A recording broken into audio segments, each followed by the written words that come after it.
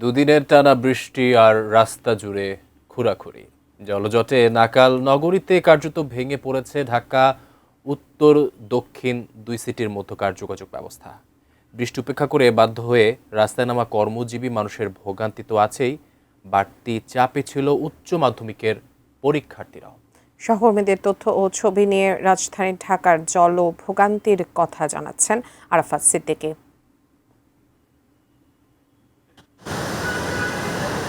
প্রমত্তা নদীর তীর নয়, বানভাসী জনপদ নয়, এটি রাজধানী ঢাকার লাইফলাইন বিমানবন্দর সড়ক।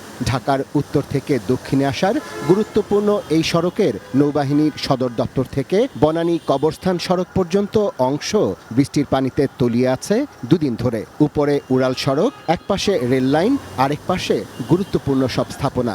এই উন্নয়নের পরিকল্পনাকারীদের মেধা নিয়েই প্রশ্ন নগরবাসীর।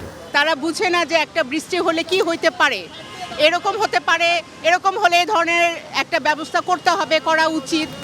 এই ধরনের কিছু বাংলাদেশে বৃষ্টি হবে, কারণ বৃষ্টি মানে একটা বৃষ্টি প্রধান দেশে বলা যায়। শীত আর কতদিন থাকে? বনানীর মতো একটা সাইডে যদি এরকম পানি থাকে, বন্যার অবস্থা, তাহলে তো খুবই খারাপ। গত ২৬ ঘন্টা ধরে বিমানবন্দর সড়কে পানি।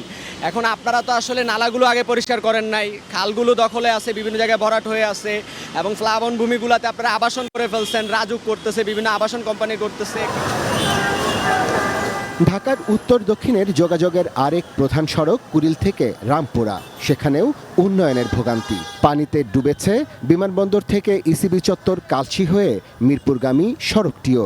অর্থাৎ উত্তর থেকে দক্ষিণে আসার প্রায় সব পথেই বাধ্যতামূলক ভোগান্তি। রইল ঢাকা এলিভেটেড এক্সপ্রেসওয়ে নামের উড়াল সড়ক, তাতে টাকা দিয়ে ওঠানামারও রয়েছে ভোগান্তি। বিপাকে স্কুলগামী শিক্ষার্থী, বিশেষ করে এইচএসসি পরীক্ষার্থীরা। রিক্সাওয়ালারা মনে করেন খুব বাড়তি ভাড়া চায়। মনে করেন আমরা হচ্ছে নিম্ন মধ্যম পরিবার, আমাদের তো এটা সম্ভব না। সামনে মেট্রিক দিব, আমাদের প্রি-টেস্ট পরীক্ষাগুলো আমরা পানিতে ভিজে, বৃষ্টিতে ভিজে দিচ্ছি। পানির উপর দিয়ে হেঁটে হেঁটে গেছিলাম, জুতা প্যান্ট ভিজে গেছিল। এদিকে গুলশান শাহজাদপুরবাসীর ভোগান্তির কারণ হয়ে দাঁড়িয়েছে অপরিকল্পিত উন্নয়নের ঝর্ণাধারা।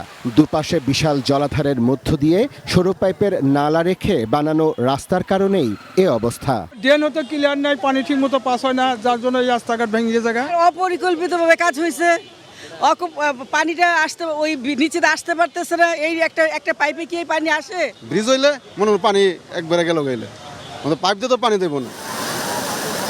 শাহজাদপুর থেকে গুলশান আসার এই সড়কটি পরিদর্শনে এসে ঢাকা উত্তর সিটি কর্পোরেশনের প্রশাসক দায় চাপালেন রাজধানী উন্নয়ন কর্তৃপক্ষ, রাজুক এবং সড়ক ও জনপথ বিভাগের উপর। তবে তিনি দায়িত্ব নিয়েই এই জলজটের যন্ত্রণা লাঘবের প্রত্যাশা দিয়েছেন।